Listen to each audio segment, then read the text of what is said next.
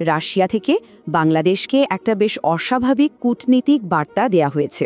আজকে আমরা দেখব এই বার্তার পেছনে দক্ষিণ এশিয়ার ক্ষমতা, অর্থ আর ইতিহাসের মতো বড় বড় কি বিষয় লুকিয়ে আছে।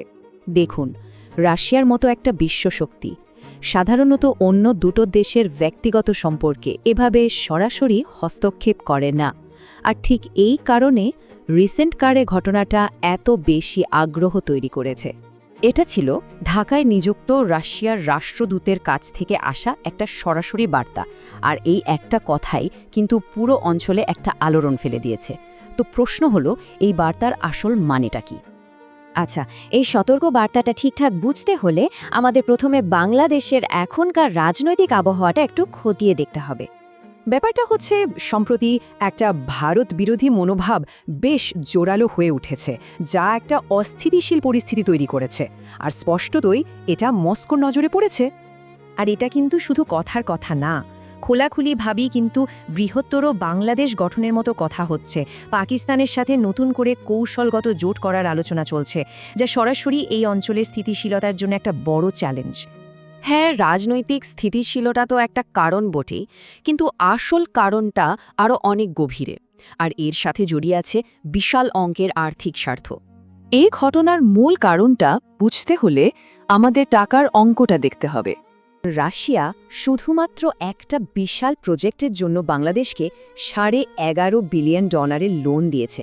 ভাবা যায়? এই টাকাটা যাচ্ছে রূপপুর পারমাণবিক বিদ্যুৎ কেন্দ্র বানাতে, যেটা বাংলাদেশের ভবিষ্যতের জন্য খুবই গুরুত্বপূর্ণ একটা প্রকল্প। তো বুঝতেই পারছেন, এটা শুধু একটা পাওয়ার প্ল্যান্ট না, এই অঞ্চলে এটাই রাশিয়ার সবচেয়ে বড় আর্থিক বিনিয়োগ। আর তাই বাংলাদেশের স্থিতিশীলতা এখন রাশিয়ার কাছে একটা বড় স্বার্থের ব্যাপার হয়ে দাঁড়িয়েছে।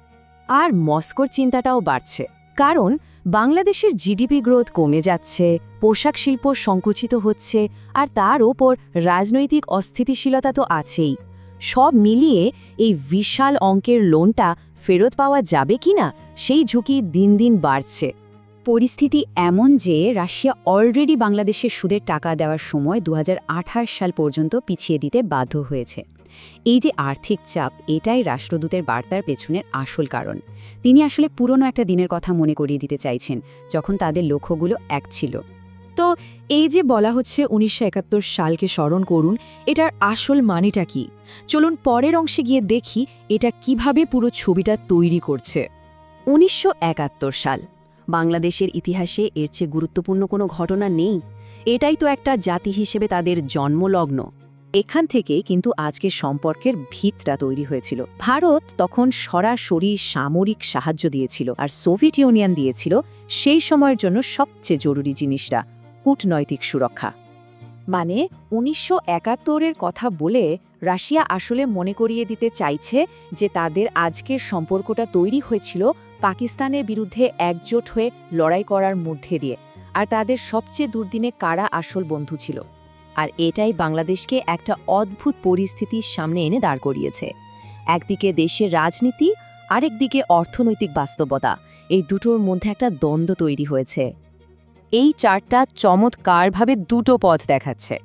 একদিকে ভারতের প্রায় 8% জিডিপি গ্রোথ, আর অন্যদিকে পাকিস্তানের মাত্র 2%।